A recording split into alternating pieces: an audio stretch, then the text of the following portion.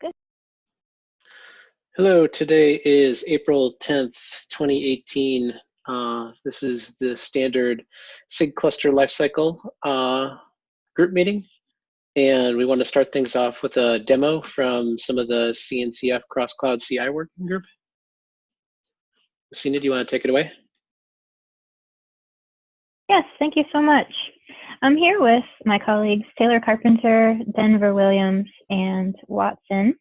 And Taylor will share his screen to go through the slide deck, and we've also shared those in the meeting agenda and notes for your reference as well.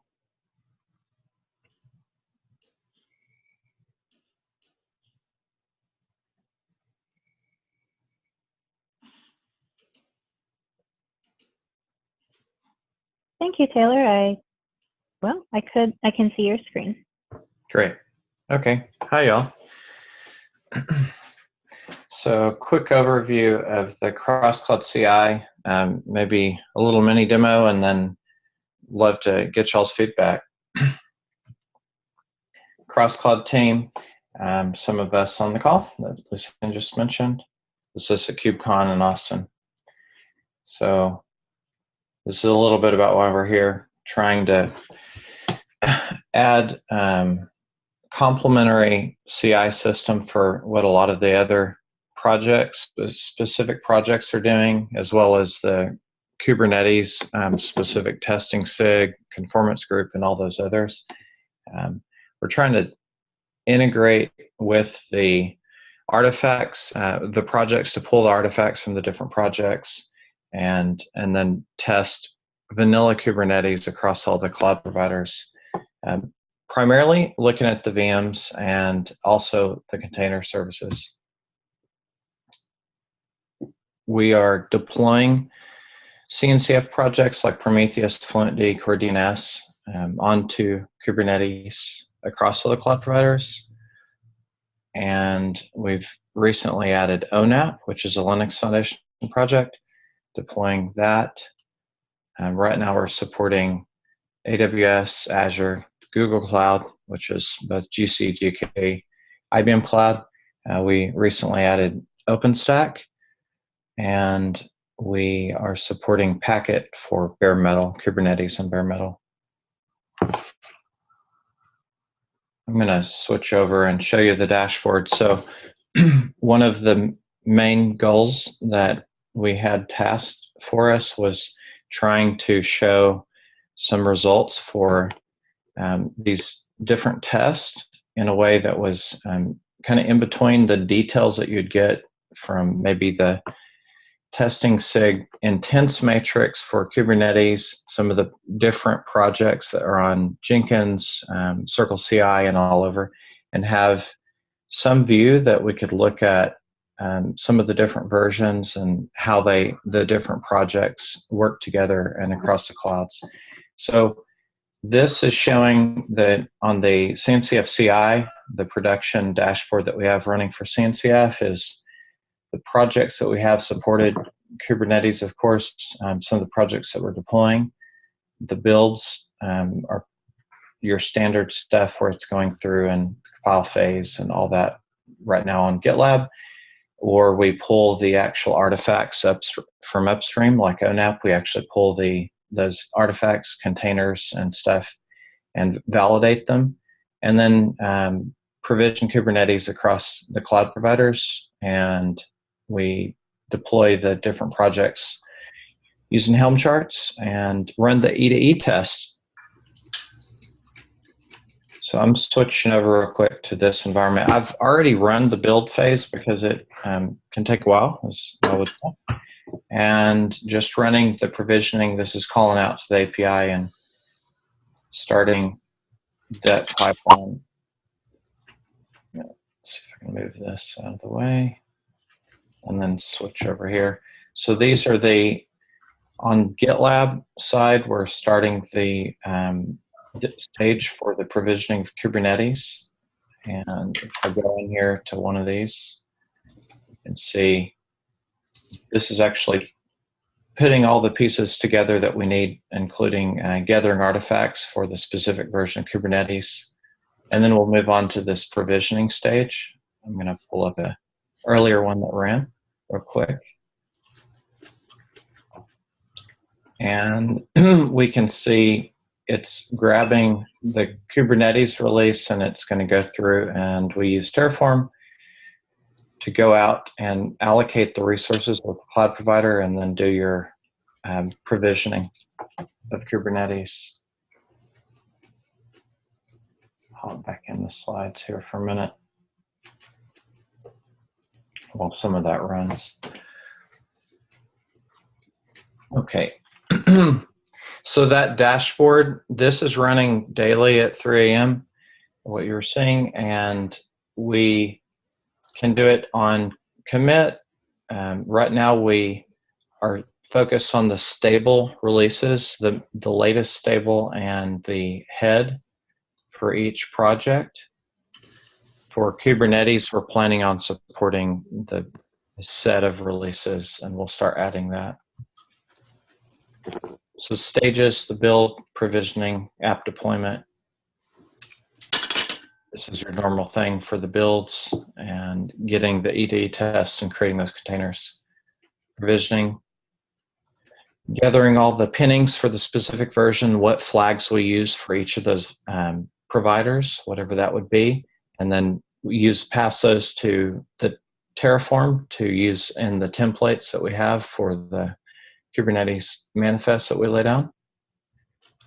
And then the app deployment stage where we deploy each of those apps like Prometheus and Cordinas and run the end-to-end tests that they've provided. So what I was showing earlier was GitLab. That's the underlying system. We're looking at stuff like Spinnaker. And the provisioning itself is a mix of Terraform, Cloud Init, and some custom Kubernetes provisioning to make, or the configuration that's trying to use templates. And so we use Terraform to take advantage of the cloud provider provisioning code that's community and cloud provider maintained and tie into that. And then templating for the actual different versions of Kubernetes to support those flags and pass everything in and make the maintenance pretty easy. The dashboard itself is Erlang Elixir for the API and then Vue.js for the front end. Been around about a year. This is a timeline, a little over a year actually, and had our first production release with the dashboard and everything in January, and had added some more clouds, including IBM Cloud and OpenStack in March, and then the own app, which was that Linux Foundation project. Some projects we're planning on adding, and some cloud providers. We're in the midst of adding Oracle right now, and we'll be adding Huawei and Alibaba.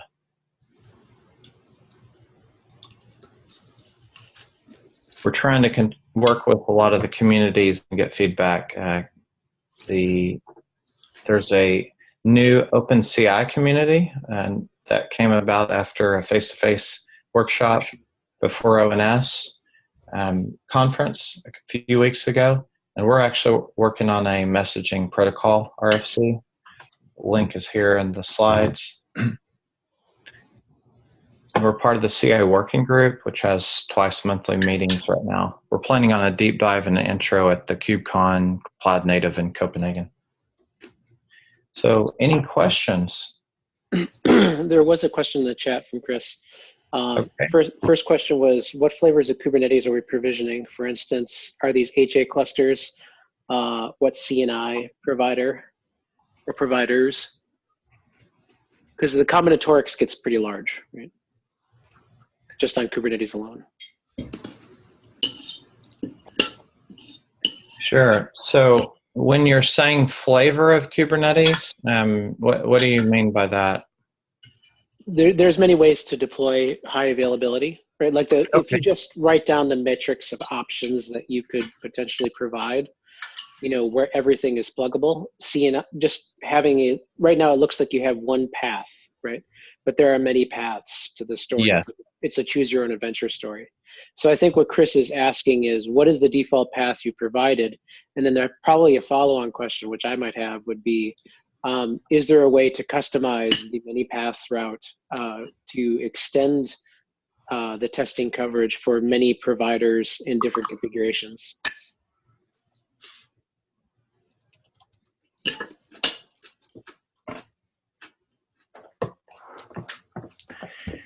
As far as the different configurations goes, we are definitely trying to make that possible with using the templating and everything else on the by going with Terraform. The way that we're cross-cloud itself is put together with the API. We can pass in all those args and pass them on for how templating is using and flags. We are building HA clusters. At the moment, it's kind of specific to what it's, I guess we would say a general, here's the vanilla Kubernetes type setup, and not saying here are all the different things that we could see out there.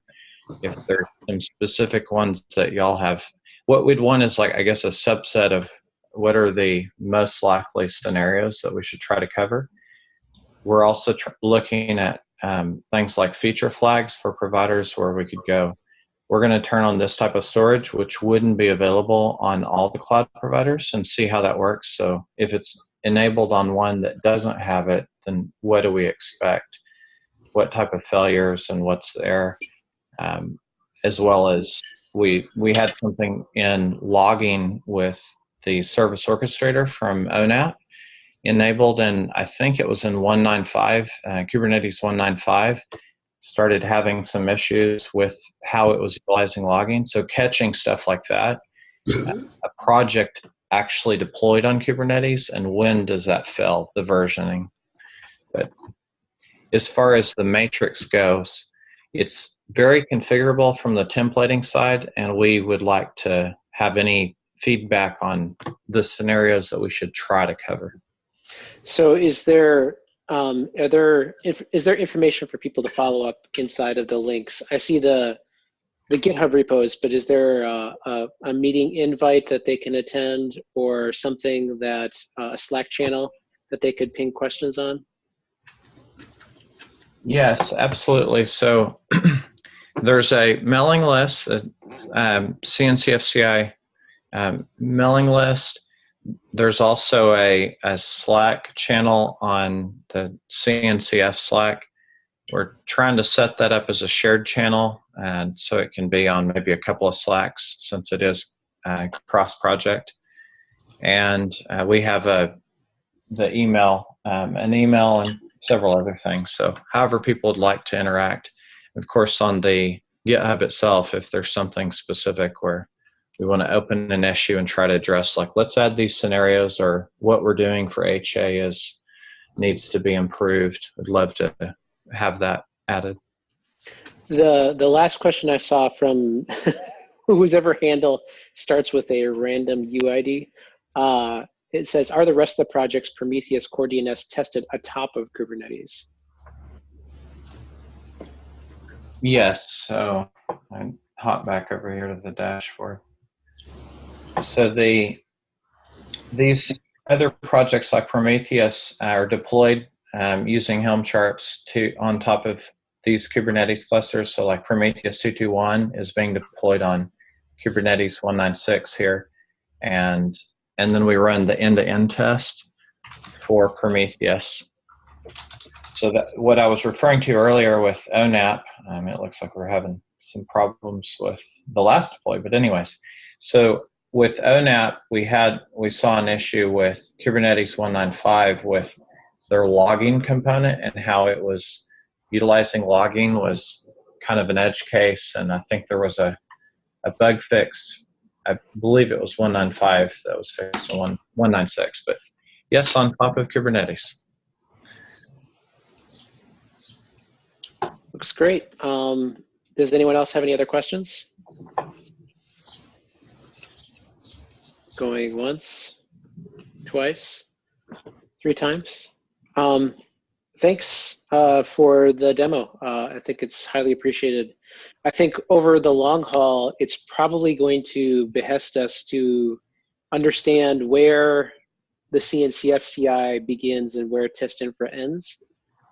Ideally, I would like to kind of, putting my community hat on, I would like to see some of the testing apparatus unlocked from Google's purview and be more of an open, transparent type of CI, kind of similar to this infrastructure. Because right now it's currently every release is kind of managed as part of the testing infra apparatus. Absolutely. I also know that the test infra is having to maintain a very large set of items to address things for so many folks. So I think it's definitely going to run as kind of a complementary system, and we're trying to see where we can pull resources. We plan to provide access to the API, like I was saying, so then there can be more collaboration there. And we've talked with folks on the testing SIG before about potentially accessing results out of what happens there. Definitely want the collaboration. Thank you so much for the chance to present. Yep, thank you. We appreciate it. I'm going to share my screen and go on to the next agenda items. All right. 1 second here.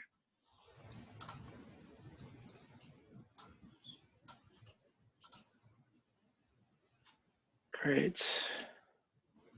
Hopefully folks can see my screen. All right, next up on the agenda, upgrades. We've had a number of conversations on a couple of different upgrade issues with kubeadm that resulted from the 110 release cycle. One of which is the config file issues that have occurred. Liz and Matt, I know we're talking about it. Do you want to give a brief update and current status of what we're trying to do? Because this is kind of the most urgent, these are the most urgent issues that we need to unblock in 110 and get them out as quickly as possible. I can speak to that.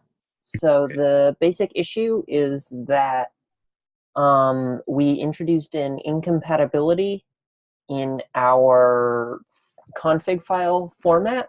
Some underlying struct that we referenced changed without us noticing it, and that means that the previous config file format does not deserialize properly in 1.10 and above. We tried a couple different ways to rectify this. Right now, basically what we've settled on is deserializing just to a map and mutating the struct and then writing it to JSON and using the regular deserialization apparatus. But obviously that's a stopgap, and what we would want to get to is a properly versioned and referenced set of config structs that we could use. Unfortunately, that's pretty much blocked on all of the underlying config structs that we reference, either making it to beta so that we stop, because in alpha config things, everything is subject to change without notice, or making copies of those structs ourselves and having to keep up with any changes that happen upstream. So that's sort of where we're at. I'm working on the stopgap that I mentioned right now. Hopefully I will have a patch out by the end of the day. I've just been fighting with API machinery and all of that stuff.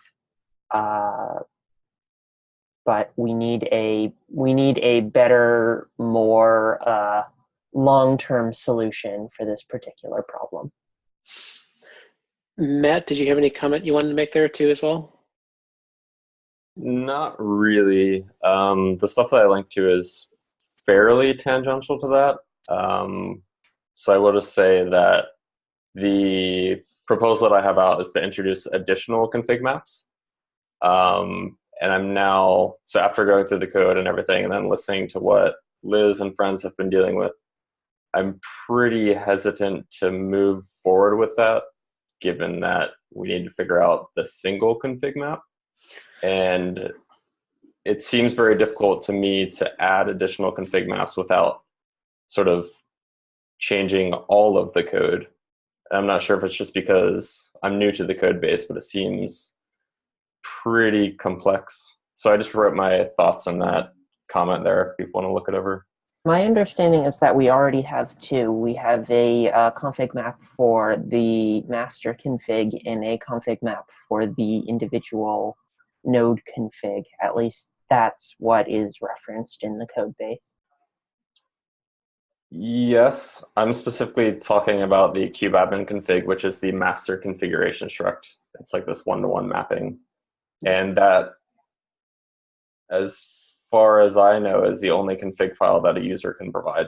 So there's sort of that one place for a user to provide their configuration, right? Gotcha.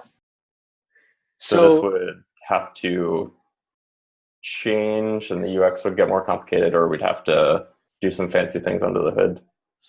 So how does this sound? We should probably get the stopgap in place immediately and cherry picked onto the 110 branch, but we also do need a long-term roadmap for how we're going to manage the config.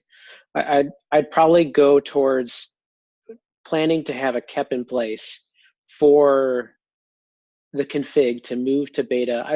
Or at least to have versioning semantics that we can maintain over time. I don't necessarily know if we need to force it to go to beta, other than that forces us to support backwards compatibility, which isn't necessarily a bad thing given the state of its usage.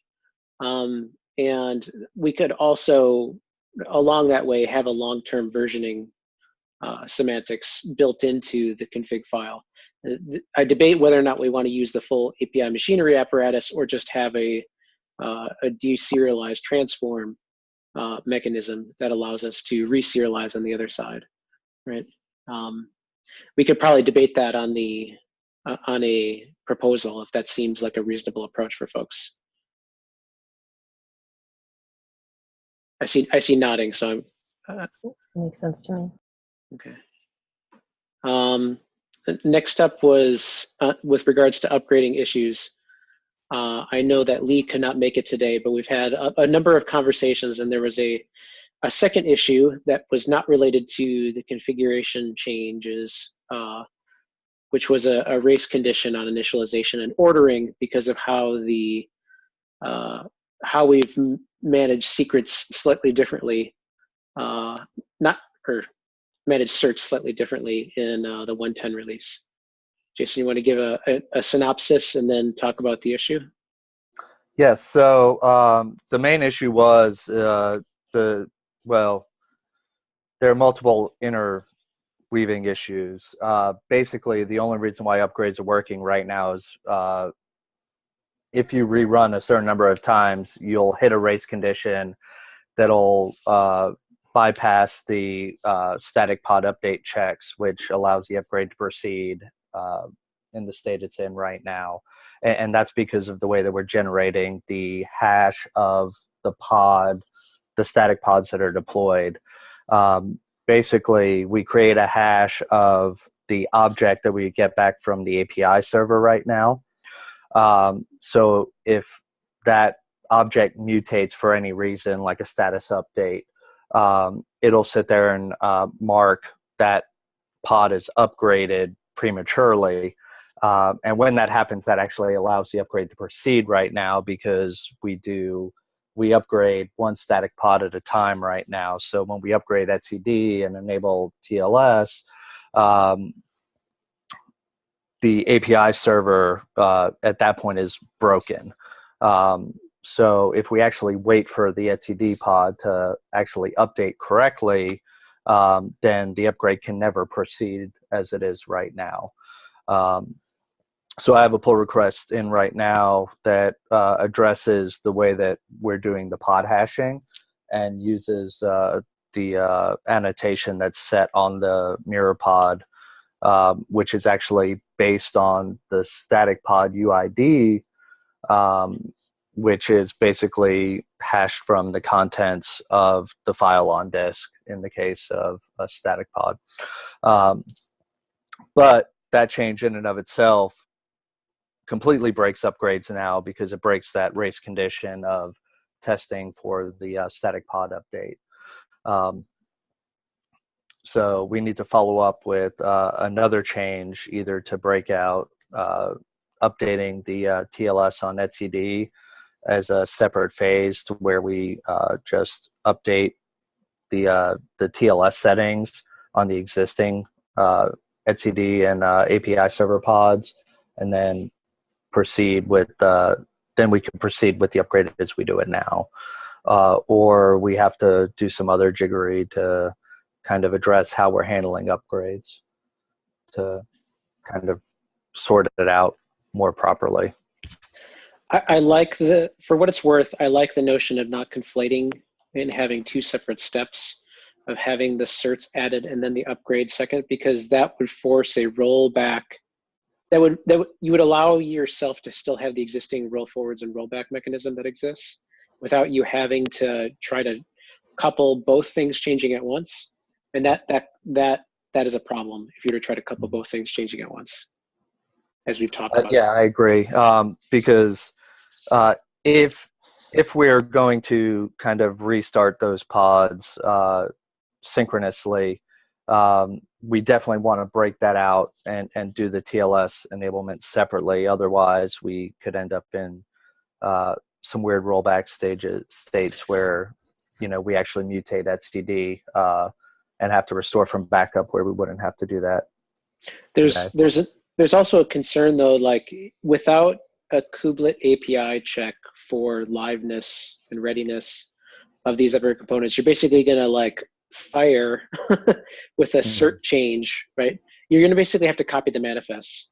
So copy the manifest out, fire with a cert change, wait some period of time interval for the API server to be back online. That's not terrible. We do that in other places, but it's not ideal either. Yeah, that's basically how we handle the upgrade stages today, as it is. Taking the TLS enablement out of it, the 1.9 upgrade basically did the same thing. We dropped the etcd manifest update, and then we just keep hitting the API server until it comes back online to connect to etcd when it comes back up. And we do the same thing when we upgrade the API server static pod as well today. It sounds like we have a path forwards on both conditions, right? That sounds like a reasonable approach to me. Is there any dissension from anybody else that, you know, thinks we should do it otherwise, different way? I still kind of like the idea of using the kubelet API if we can make some sense of it and use it in some type of a supported way. Just because, you know, then we're not kind of going through the API server to verify, you know, the pods have been updated. I don't disagree with that statement. I think the problem is we'd have to talk with SIG-Node and have an ambassador on that side who can actually give us the state of SIG-Node in a meaningful way, that we understand when the API for the kubelet has gone to beta and is in a supportable fashion. Because within the last couple cycles, there's been a fair amount of churn, and I don't think we can rely on it yet. I'm totally okay with making a stopgap change in 1.11 and then having a large comment block and issue to cross-reference to say, like, in the ideal world, maybe in 1.12, or if we get to beta in 1.11 cycle, remove this section of code and, you know, use the kubelet API. That also seems like a reasonable approach. Yeah, that makes sense. Is there any other questions, comments, complaints, concerns from the other folks on the call regarding the upgrade issues?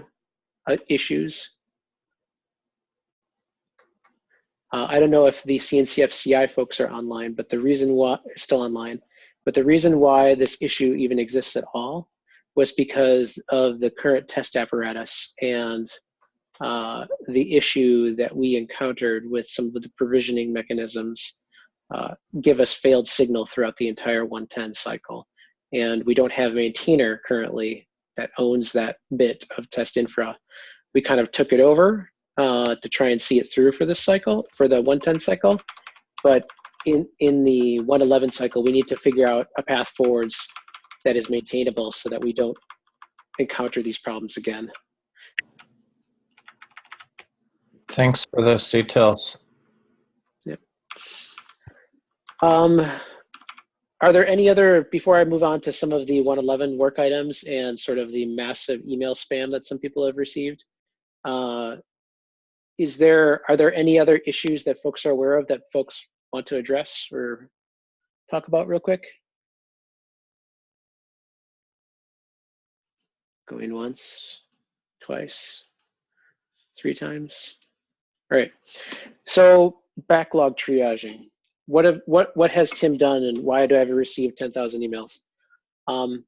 So the big thing that I did to get ready for 111 cycle is that we kind of had a lot of cruft and a lot of maintenance issues with the kubeadm repo. And I've done a bunch of logistical things to kind of get some order into it. And I wanted to sort of talk about how I plan to sort of execute and how other folks kind of execute within this structure, right? So that way we can actually like federate as much work as possible without us trying to like lose it, right? Because as a community, it becomes a little bit difficult to coordinate all the things because different actors will have different agendas.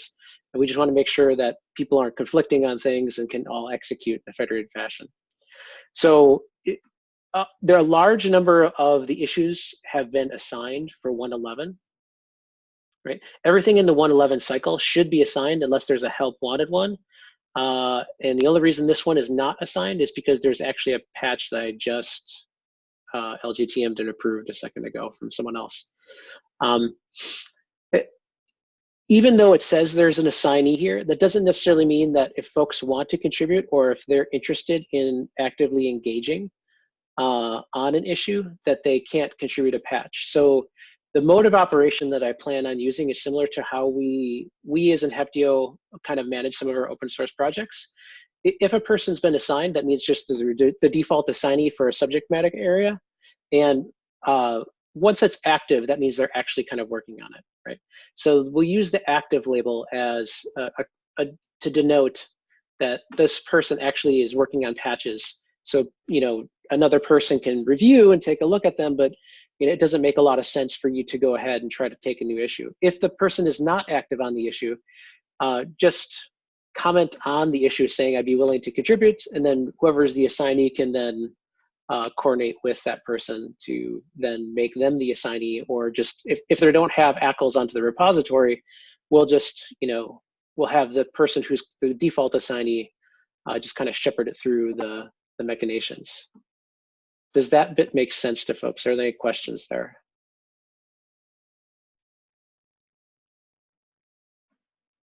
I'll pause for a second. All right, so it's pretty uncontroversial. Everything in the backlog, I've kind of put relative priorities as I saw it. I put a sorting hat on.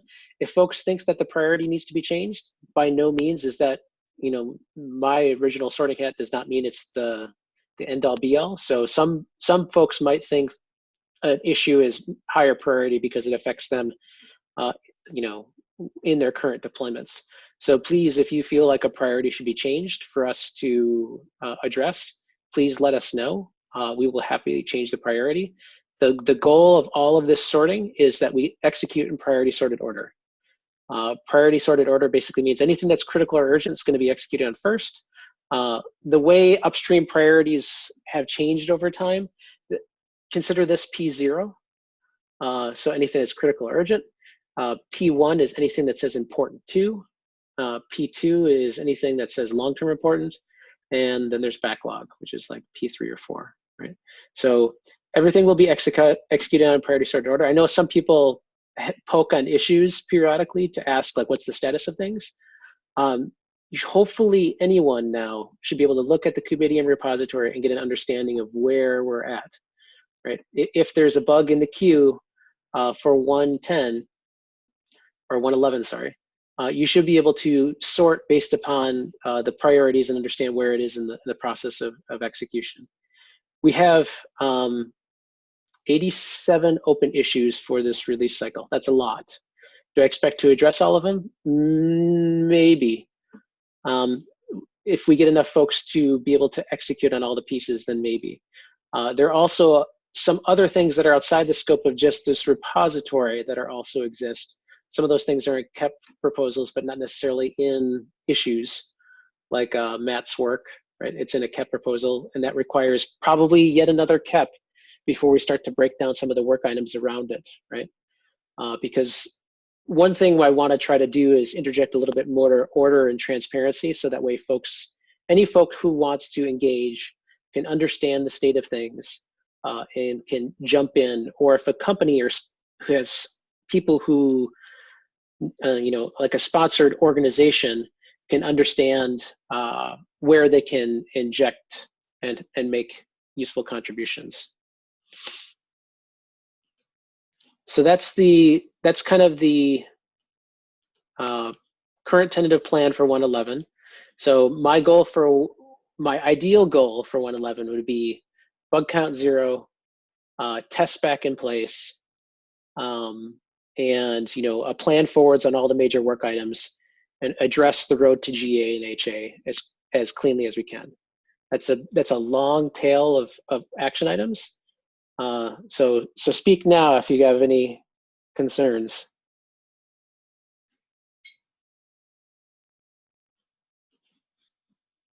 No concerns. It's all hunky dory. We're all going to do this. Rock on. We're good. Okay. All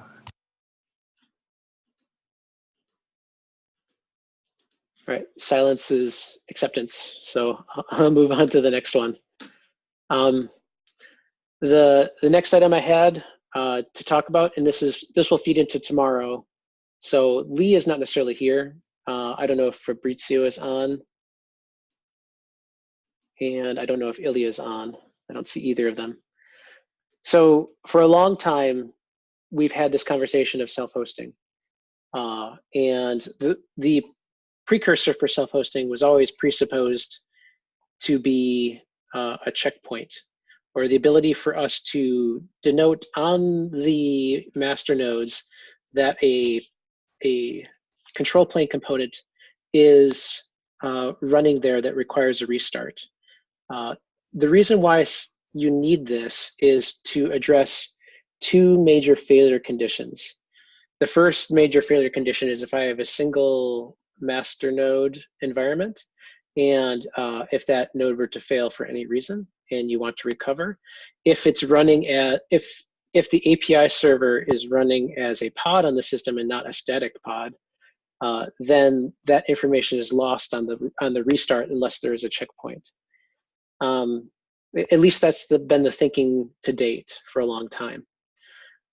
And the other second failure condition is if I have an HA control plane, if I have a DC outage and all those nodes go down, then that also has the same type of failure condition that self-hosting and checkpointing were meant to address. The reason why it's taken so long to execute on some of these items is that checkpointing is very thorny. In order for you to checkpoint to recover, you need to checkpoint a lot of information, which is not just the pod that is running, but is also any config maps associated with that pod, potentially any config maps associated with that pod, as well as potentially any certs or secrets that are also associated with that pod. Which it starts to unravel into a spiral. So one of the potential stopgap measures that I've been thinking about, and which I'll talk about tomorrow during the breakout meeting in more detail, because other folks are not necessarily here, is the notion of just having a bootstrapper pod that is a static manifest pod. And the bootstrapper pod will basically detect if an API server is running. If not, create a default bootstrapper API server, which the sole goal and purpose is only to pivot, only to bring the control plane back up, and then eliminate itself once the control plane is back up and running. It's a very simple way of dealing with the problem without having to deal with checkpointing and all the issues that come along with it. The goal there would be to use the host-mounted certs and to default a typical default static manifest for that configuration. So if there are any questions about that, we'll plan on talking about that probably in more detail tomorrow. Or if you got any major concerns right now, feel free to air them too.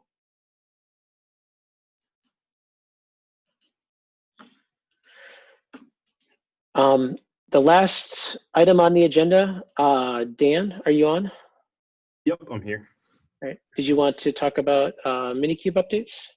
Yeah, I wanted to give a quick update on Minikube and then also just kind of open up some general discussion about how Minikube engages with this SIG. First of all, I just wanted to say Minikube 110 release should be going out later today, which is the first one that uses kubadmin to set up the cluster by default. The kubadmin work has been ongoing for the last several releases, and it's been available kind of as an optional flag, which some users have been testing out. But at this point, we're switching over to that one by default. So apologies if there's a huge number of kubadmin bugs discovered by this, but we couldn't think of another way to get more people to actually try this out without flipping it by default. And then the other update is just, Minikube is a sub-project of SIG cluster lifecycle, and we kind of attend this meeting usually and just listen. I was wondering if people wanted to take a more active role in this, what kind of engagement model people are expecting from Minikube and SIG cluster lifecycle. I would love to get to the point where every developer was using a Minikube as against any version of against their development environment as part of the ability to stand up and test and validate any changes for kubeadm.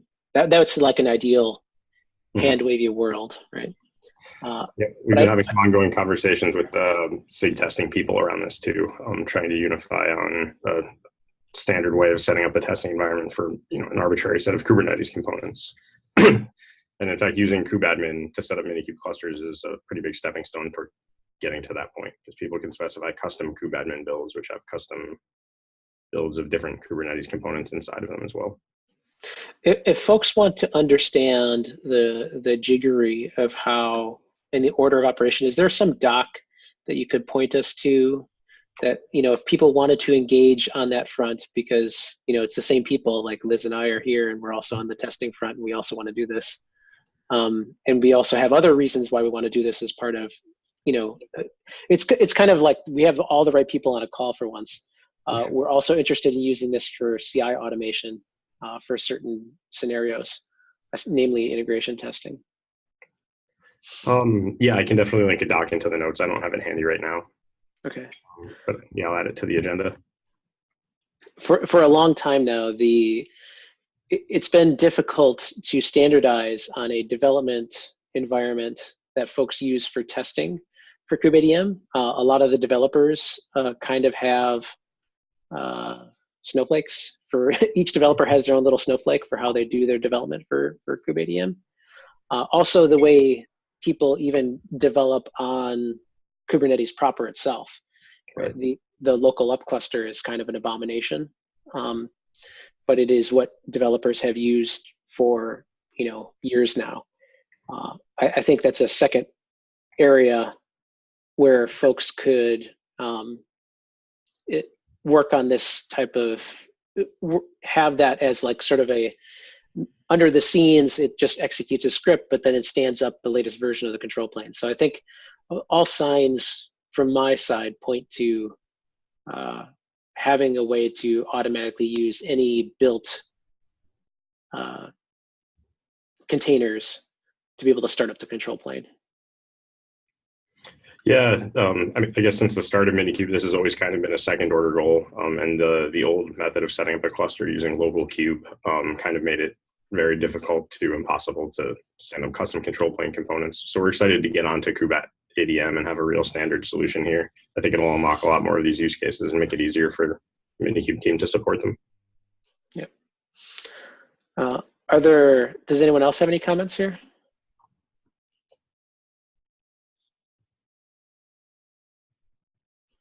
Yes, no.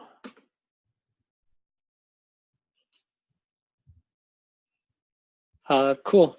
So if folks want more information, where should they go?